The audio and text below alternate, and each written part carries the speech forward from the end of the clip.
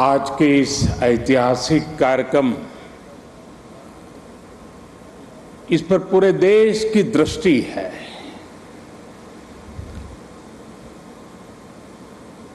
सभी देशवासी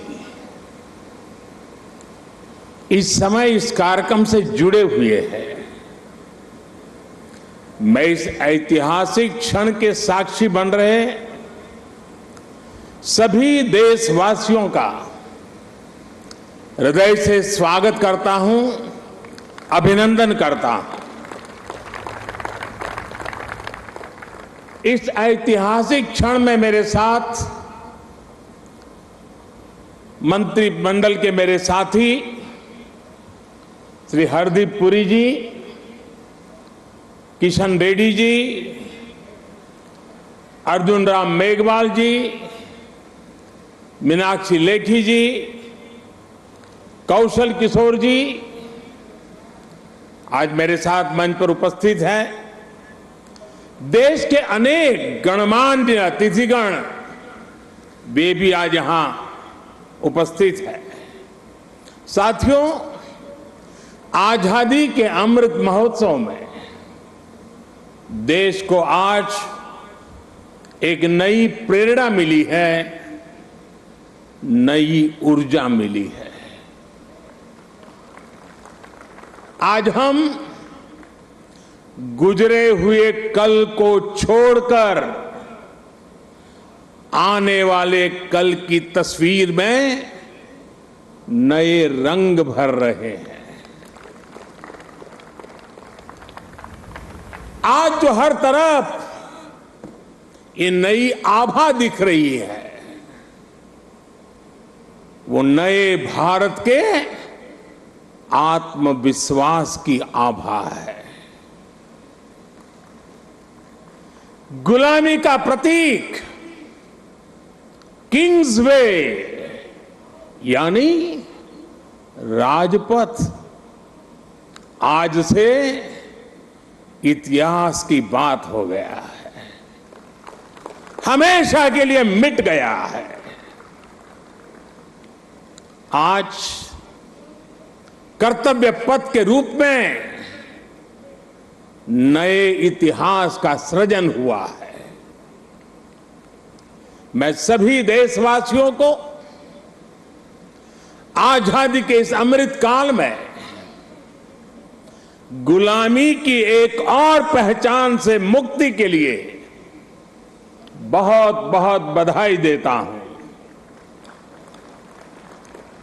साथियों, आज इंडिया गेट के समीप हमारे राष्ट्र नायक नेताजी सुभाष चंद्र बोस की विशाल प्रतिमा भी, मूर्ति भी स्थापित हुई है।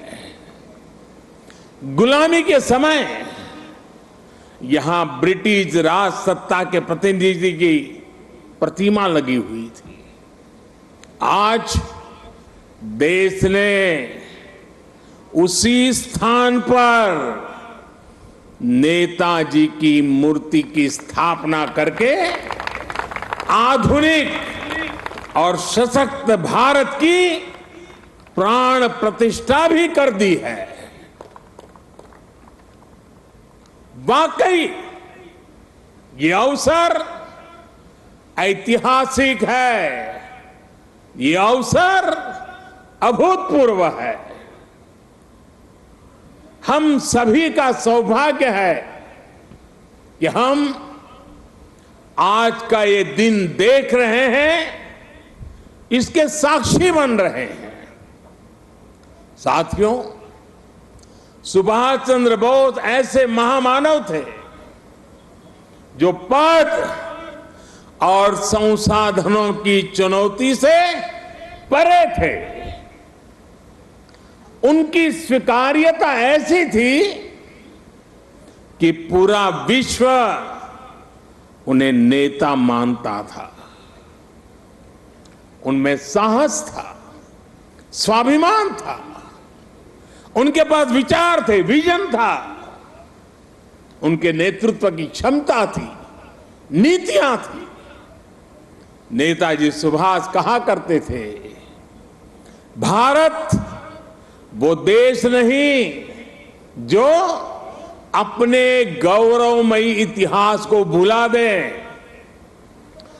भारत का गौरवमयी इतिहास हर भारतीय के खून में है, उसकी परंपराओं में है। नेताजी सुभाष भारत की विरासत पर गर्व करते थे और भारत को जल्द से जल्द आधुनिक भी बनाना चाहते थे।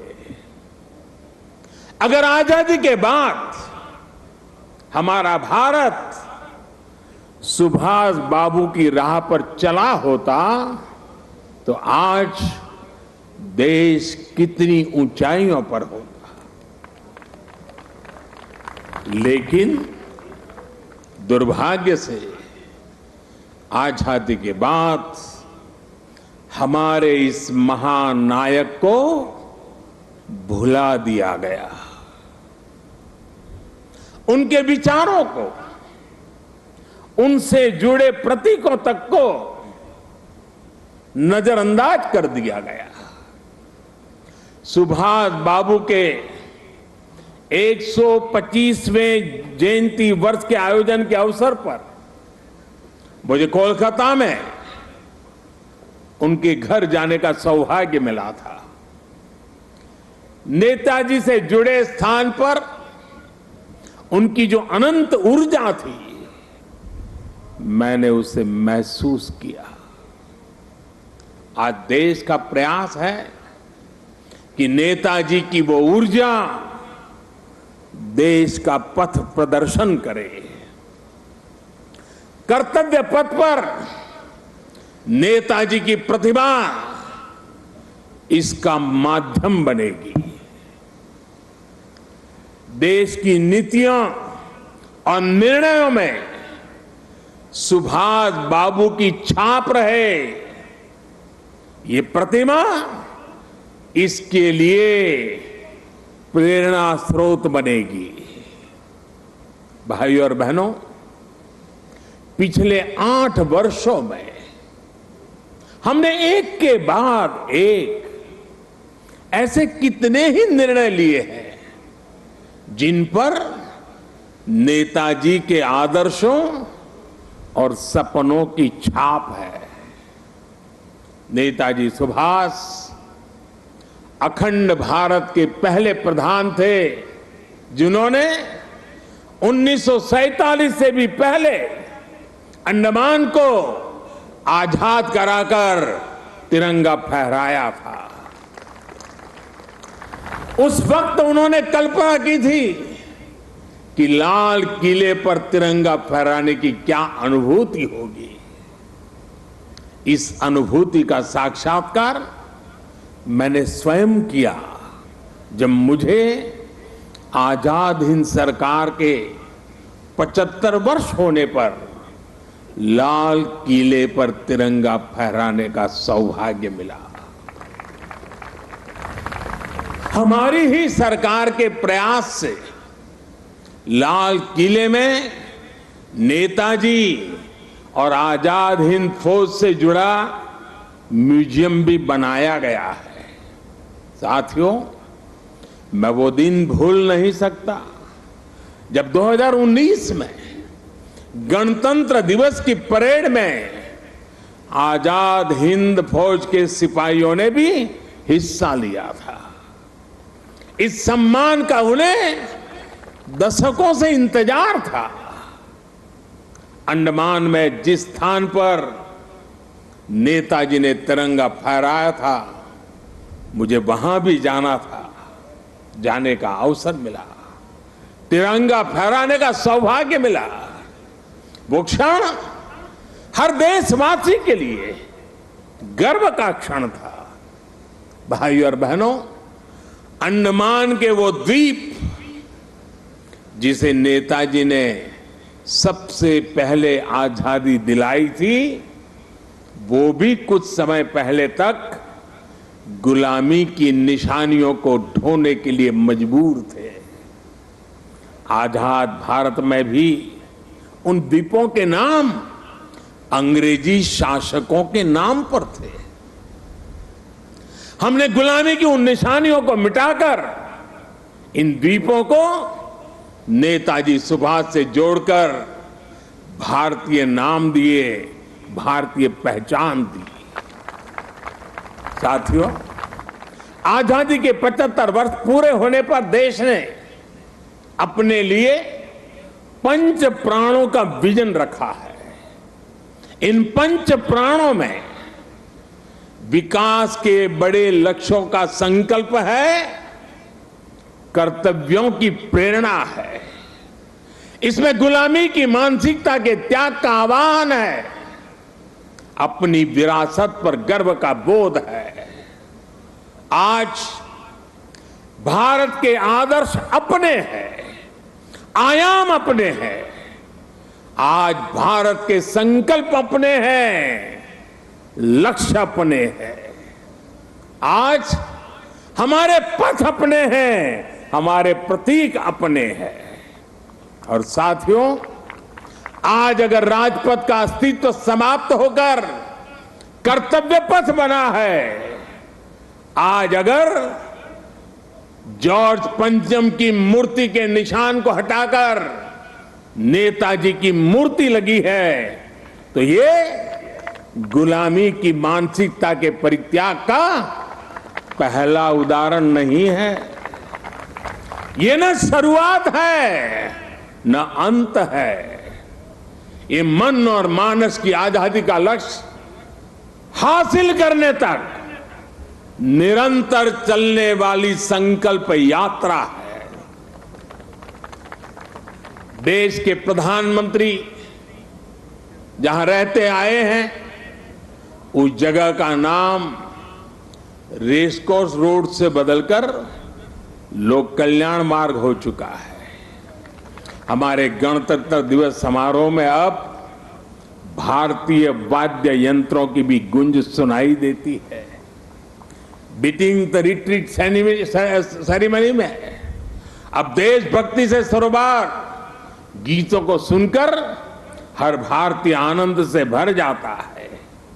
अभी हाल ही में भारतीय नौसेना ने भी गुलामी के निशान को उतारकर छत्रपति शिवाजी महाराज के प्रतीक को धारण कर लिया है। नेशनल वॉर मेमोरियल बनाकर देश ने समस्त देशवासियों की बरसों पुरानी इच्छा को भी पूरा किया है। साथियों, ये बदलाव केवल प्रतीकों तक ही सीमित नहीं है, ये बदलाव देश की नीतियों का भी हिस्सा बन चुका है। आज देश अंग्रेजों के जमाने से चले आ रहे सैकड़ों कानूनों को बदल चुका है। भारतीय बजट जो इतने दशकों से ब्रिटिश संसद के समय का अनुसरण कर रहा था, उसका समय और तारीख भी बदल गई है। राष्ट्रीय शिक्षा नीति के जरिए अब विदेशी भाषा की मजबूरी से भी देश के युवाओं को आजाद किया जा रहा है। यानी आज देश का विचार और देश का व्यवहार दोनों गुलामी की मानसिकता से मुक्त हो रहे हैं। ये मुक्ति हमें विकसित भारत के लक्ष्य तक लेकर के जाएगी। साथियों, महाकवि भरतियार ने भारत की महानता को लेकर तमिल भाषा में बहुत ही सुंदर कविता लिखी थी। इस कविता का शीर्षक है पारुकुलई नल्ल नाइंगल भारत नाड़। महाकवि भरतियार की ये कविता हर भारतीय को गर्व से भर देने वाली है। उनकी कविता का अर्थ है, हमारा देश भारत पूरे विश्व में सबसे महान है। ज्ञान में, अध्यात्म में, गरिमा में, अन्नदान में, संगीत में, शाश्वत कविताओं में हमारा देश भारत पूरे विश्व में सबसे महान है। वीरता में, सेनाओं के शौर्य में, करुणा में, दूसरों की सेवा में, जीवन के सत्य को खोजने में, वैज्ञानिक अनुसंधान में हमारा देश भारत पूरे विश्व में सबसे महान है। ये तमिल कवि भरतियार का, उनकी कविता का एक एक शब्द, एक एक भाव को अनुभव कीजिए। साथियों, गुलामी के उस कालखंड में ये पूरे विश्व को भारत की हुंकार थी। ये हमारे स्वतंत्र सेनानियों का आह्वान था। जिस भारत का वर्णन भरतियार ने अपनी कविता में किया है, हमें उस सर्वश्रेष्ठ भारत का निर्माण करके ही रहना है। और इसका रास्ता इस कर्तव्य पथ से ही जाता है। साथियों, कर्तव्य पथ केवल ईंट पत्थरों का रास्ता भर नहीं है। ये भारत के लोकतांत्रिक अतीत और सर्वकालिक आदर्शों का जीवंत मार्ग है। यहां जब देश के लोग आएंगे, वो नेताजी की प्रतिमा, नेशनल वॉर मेमोरियल, ये सब उन्हें कितनी बड़ी प्रेरणा देंगे। उन्हें कर्तव्य बोध से ओतप्रोत करेंगे। इसी स्थान पर देश की सरकार काम कर रही है। आप कल्पना करिए, देश ने जिन्हें जनता की सेवा का दायित्व सौंपा हो, उन्हें राजपथ जनता का सेवक होने का एहसास कैसे कराता। अगर पथ ही राजपथ हो तो यात्रा लोकमुखी कैसे होगी। राजपथ ब्रिटिश राज के लिए था, जिनके लिए भारत के लोग गुलाम थे। राजपथ की भावना भी गुलामी का प्रतीक थी, उसकी संरचना भी गुलामी का प्रतीक थी। आज इसका आर्किटेक्चर भी बदला है और उसकी आत्मा भी बदली है। अब देश के सांसद, मंत्री, अधिकारी जब इस पथ से गुजरेंगे तो उन्हें कर्तव्य पथ से देश के प्रति कर्तव्यों का बोध होगा। उसके लिए नई ऊर्जा मिलेगी, प्रेरणा मिलेगी। नेशनल वॉर मेमोरियल से लेकर कर्तव्य पथ से होते हुए राष्ट्रपति भवन का ये पूरा क्षेत्र, उनमें नेशन फर्स्ट, राष्ट्र ही प्रथम, इस भावना का प्रवाह प्रतिपल संचारित होगा। साथियों, आज के इस अवसर पर मैं अपने उन श्रमिक साथियों का विशेष आभार व्यक्त करना चाहता हूं, जिन्होंने कर्तव्य पथ को केवल बनाया ही नहीं है, बल्कि अपने श्रम की पराकाष्ठा से देश को कर्तव्य पथ दिखाया भी है। मुझे अभी उन श्रमजीवियों से मुलाकात का भी अवसर मिला। उनसे बात करते समय मैं महसूस कर रहा था कि देश के गरीब, मजदूर और सामान्य मानवी के भीतर भारत का कितना भव्य सपना बसा हुआ है। अपना पसीना बहाते समय वो उसी सपने को सजीव कर देते हैं। और आज जब मैं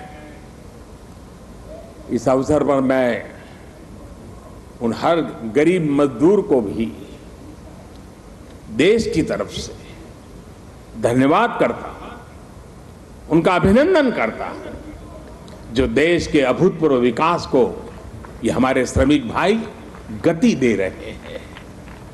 और जब मैं आज इन श्रमिक भाई बहनों से मिला तो मैंने उनसे कहा है कि इस बार 26 जनवरी को जिन्होंने यहां पर काम किया है, जो श्रमिक भाई है, वो परिवार के साथ मेरे विशेष अतिथि रहेंगे 26 जनवरी के कार्यक्रम।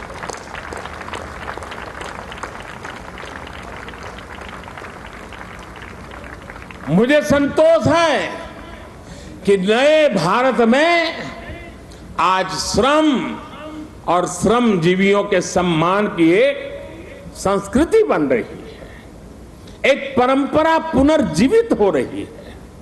और साथियों, जब नीतियों में संवेदनशीलता आती है तो निर्णय भी उतने ही संवेदनशील होते चले जाते हैं। इसलिए देश अब अपनी श्रम शक्ति पर गर्व कर रहा है। श्रमेव जयते आज देश का मंत्र बन रहा है।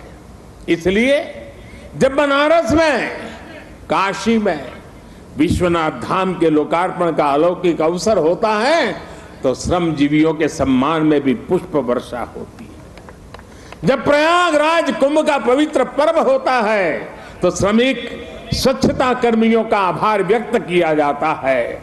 अभी कुछ दिन पहले ही देश को स्वदेशी विमान वाहक युद्धपोत आईएनएस विक्रांत मिला है। मुझे तब भी आईएनएस विक्रांत के निर्माण में दिन रात काम करने वाले श्रमिक भाई बहनों और उनके परिवारों से मिलने का अवसर मिला था। मैंने उनसे मिलकर उनका आभार व्यक्त किया।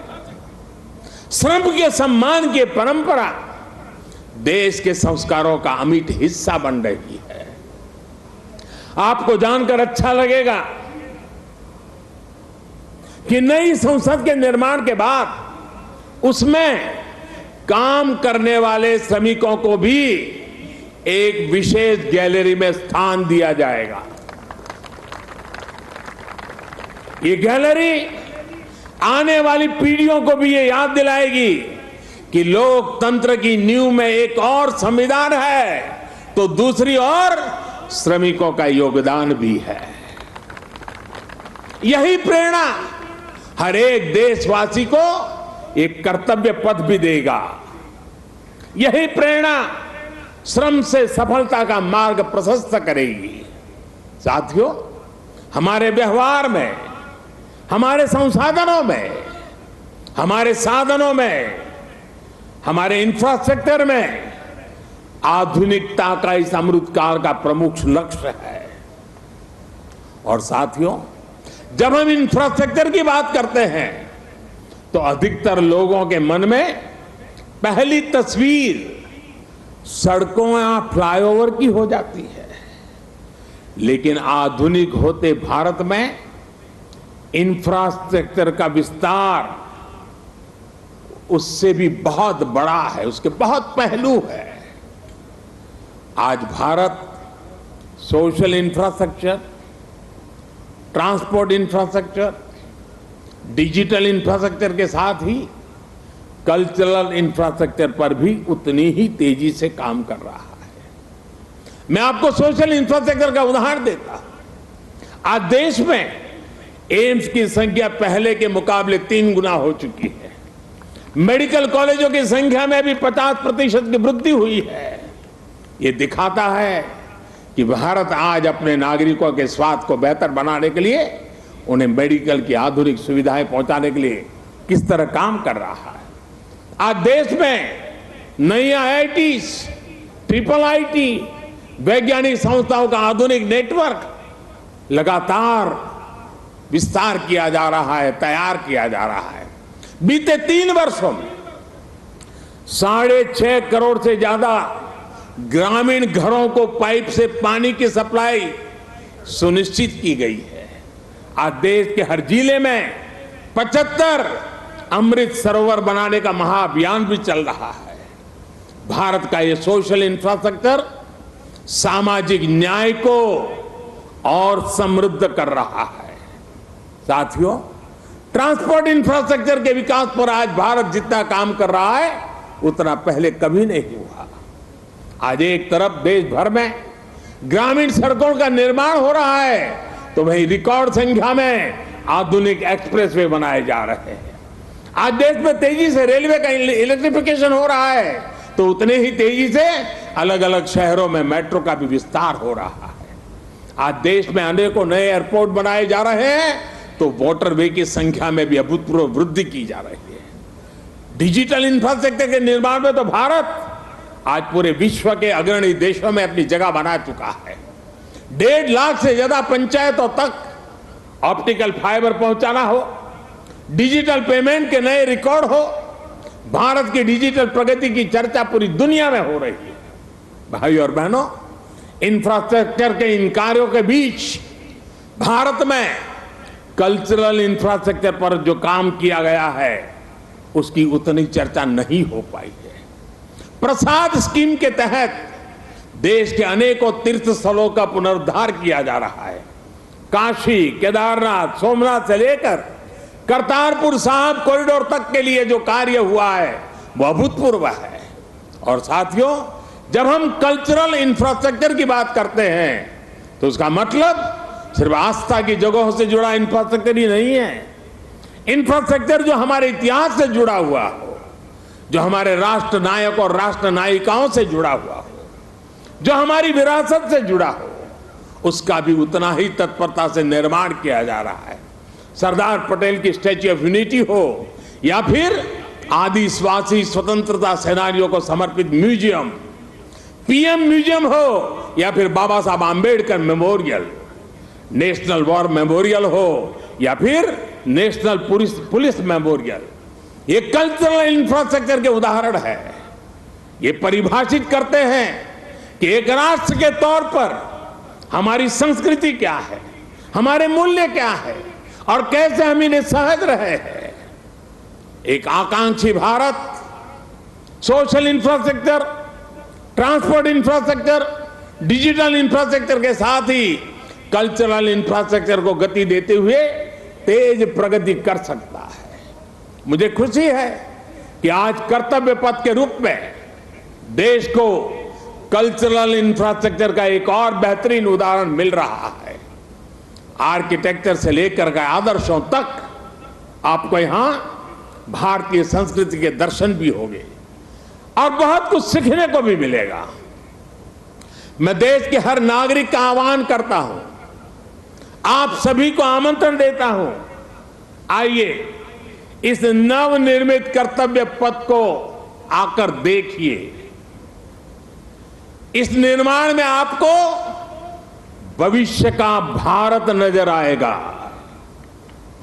यहां की ऊर्जा आपको हमारे विराट राष्ट्र के लिए एक नया विजन देगी, एक नया विश्वास देगी। और कल से लेकर के अगले 3 दिन यानी शुक्र, शनि और रवि 3 दिन यहां पर नेताजी सुभाष बाबू के जीवन पर आधारित शाम के समय ड्रोन शो भी आयोजन होने वाला है। आप यहां आइए, अपने और अपने परिवार की तस्वीरें खींचिए, सेल्फी लीजिए। इन्हें आप हैशटैग कर्तव्य पथ से सोशल मीडिया पर भी जरूर अपलोड करें। मुझे पता है ये पूरा क्षेत्र दिल्ली के लोगों की धड़कन है। यहां शाम को बड़ी संख्या में लोग अपने परिवार के साथ आते हैं, समय बिताते हैं। कर्तव्य पथ की प्लानिंग, डिजाइनिंग और लाइटिंग इसे ध्यान में रखते हुए भी की गई है। मुझे विश्वास है कर्तव्य पथ की ये प्रेरणा देश में कर्तव्य बोध का जो प्रवाह पैदा करेगी, ये प्रवाह ही हमें नए और विकसित भारत के संकल्प की सिद्धि तक लेकर जाएगा। इसी विश्वास के साथ आप सभी का एक बार फिर बहुत बहुत धन्यवाद करता हूं। मेरे साथ बोलेंगे, मैं कहूंगा नेताजी, आप बोलिए अमर रहे, अमर रहे। नेताजी, नेताजी, नेताजी। भारत माता की, भारत माता की। वंदे वंदे वंदे। बहुत बहुत धन्यवाद।